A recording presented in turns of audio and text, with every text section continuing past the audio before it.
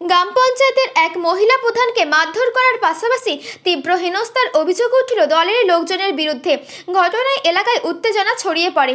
শুক্রবার বিকালে এই ঘটনা ঘটে আরামবাগের হরিণখোলা গ্রাম পঞ্চায়েতের আমগ্রাম এলাকায়। আক্রান্ত এই মহিলা প্রধানের নাম জুলেখা বেগম। তিনি আরামবাগের হরিণখোলা 2 নম্বর গ্রাম পঞ্চায়েতের প্রধান। ঘটনার পরে অভিযুক্তরা এলাকা থেকে পালিয়ে যায়। আক্রান্ত ওই মহিলা প্রধান এই বিষয়ে দোষীদের শাস্তির দাবিতে আরামবাগ থানার দ্বারস্থ হন।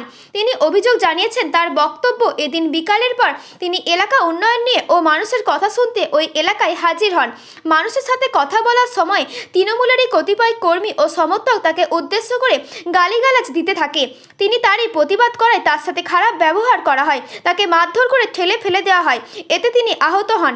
এদিকে অভিযুক্তরা পালিয়ে যায়। এ বিষয়ে আরামবাগের বিজেপি বিধায়ক কি বললেন বিস্তারিত শুনুন। 24 আওয়ার্স আরামবাগের রিপোর্ট।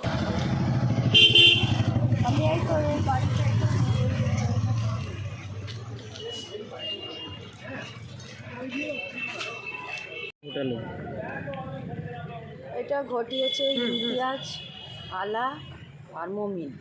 এই ঘটনাটা ঘটিয়েছে। ঘটনাটা কি ঘটেছিল? ঘটনাটা কি ঘটিয়েছে, ওনারা মানে নেশা এক করেছিল, হয়তো পড়ে এসে গালাগালি করেছে। কখন কোথায় ঘটনাটা ঘটেছে? আমগিরা মসজিদ তলায় হয়েছে বৈকাল 4:30। আপনি কোথায় ছিলেন? আমি ওখানেই গিয়েছিলাম। আমাদের অফিসিয়াল হিসেবে যে কাজ হয়, আমাদের 25-26-এর যে কাজ তোলা হয়, এলাকার যে কাজ হয়, রাস্তাঘাট, পানীয় জলের ড্রেন, এইসবের কাজ, সেই সব কাজ আমি তুলতে গিয়েছিলাম। অলরেডি তোলা হচ্ছে কাজ, লোকেরা করছে। ওনারা গিয়ে কোনো কারণ না দেখিয়েই আমার সঙ্গে তর্ক বিতর্ক করে রাব ভাষায় গালাগালি করে আমাকে মারধর করে। ওরা ইমতিয়াজ, আলা আর মমিন। ওরা কি পঞ্চায়েতের কোনো পদে নেই। ওরা কি শুধুই তৃণমূল কর্মী। আপনিও তো তৃণমূলের? হ্যাঁ, আমি তো তৃণমূলেরই। তৃণমূল তো আমাকে বসিয়েছে জনগণের উন্নয়নের জন্য। তা তৃণমূলকে মারছে, কি বলবেন? আপনাকে মারলো কেন? তৃণমূলকে মারছে, কি বলবেন? সেইটাই দেখুন, ওনারা তৃণমূলকে মারছে বলতে ওনারা জনগণের কাজে বাধা দিচ্ছে। কোন কারণে দিচ্ছে আমি জানি না। আমি দলের দোষ দিইনি। কোথায় এসেছিলেন? আমি এখানে থানায় এসেছিলাম। কোন থানায়? আরামবাগ থানায়। আপনি কি অভিযোগ জানালেন? হ্যাঁ, আমার অভিযোগটা আমি জানিয়েছি। কি চাইছেন? আমি চাইছি ওনাদের শাস্তি হোক। যদি আপনার পরিচয়টা দেবেন। আমার নাম জুলেখা বেগম, হরিণখোলা 2 এর প্রধান।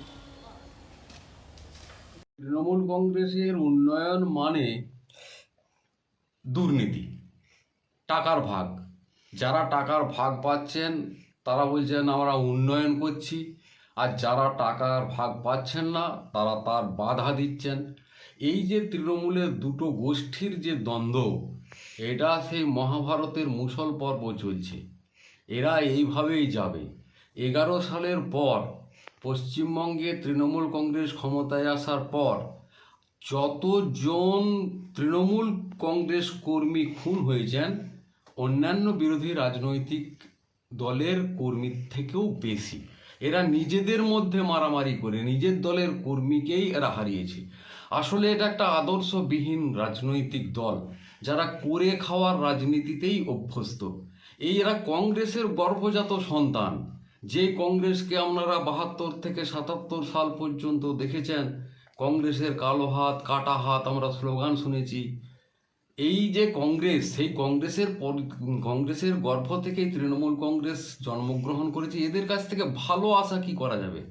আমরা তো দেখছি, প্রতিনিয়ত দেখছি তৃণমূল কংগ্রেসের কর্মীর কাছ থেকে আবাস যোজনায় টাকা নিয়েছে, ফেরত চাইতে গেছেন, তাকে মারধর করেছেন। এই আপনার গোঘাটের পশ্চিম পাড়ায় একটা ভয়ঙ্কর খবর, মারাত্মক দুর্নীতির অভিযোগ। প্রত্যেকটি অঞ্চলে তৃণমূল কংগ্রেসের এক গোষ্ঠী অপর গোষ্ঠীর সঙ্গে মারামারি করছে, শুধুমাত্র উন্নয়নের স্বার্থে নয়, শুধুমাত্র চুরির স্বার্থে, দুর্নীতির স্বার্থে। সন্তানের পরে মন বসছে না, প্রচুর পরিশ্রম করেও আপনি আশানুরূপ পারিশ্রমিক পাচ্ছেন না, যার ফলে আর্থিক সংকট আপনার জীবনে দুঃখ এবং চাপের ছায়া ফেলেছে। দেনার ভারে জর্জরিত স্বামী স্ত্রীর মধ্যে প্রতিনিয়ত ভুল বোঝাবুঝি বেড়েই চলেছে। নতুন বাড়ি কিনেছেন, কিন্তু সেই স্বপ্নের বাড়িটা যেন আরো দুর্ভোগ নিয়ে এসেছে আপনার জীবনে। আপনি ভাবছেন সস্তায় পাওয়া বাড়িটা নেওয়াটাই কি সঠিক সিদ্ধান্ত ছিল? এমনই সব দ্বিধাদ্বন্দ্ব এবং জীবনের কঠিন মুহূর্তে আপনাকে সঠিক পথে পরিচালিত করবেন আন্তর্জাতিক খ্যাতিসম্পন্ন স্বর্ণপদক ও স্বর্ণ মুকুটপ্রাপ্ত ডক্টর অজয় শাস্ত্রী। তিনি শুধু আপনাকে পথই দেখাবেন না, আপনার জীবনে সত্যিকারের সুখ, শান্তি, ঐশ্বর্য, অর্থ যেন সঠিক সময় আপনার কাছে পৌঁছে দেয় সেই দায়িত্বও নেবেন। তাঁর অভিজ্ঞতা এবং জ্ঞানের আলোতে আপনার জীবন হয়ে উঠতে পারে নিরুদ্বেগ ও সমৃদ্ধির পথে ধাবমান। তাই আর দেরি নয়, স্ক্রিনে দেওয়া নাম্বারে এখনই ফোন করে ডক্টর অজয় শাস্ত্রীর সাথে যোগাযোগ করুন। কে জানেন, হয়তো একটিমাত্র ফোনই আপনার জীবনকে বদলে দিতে পারে।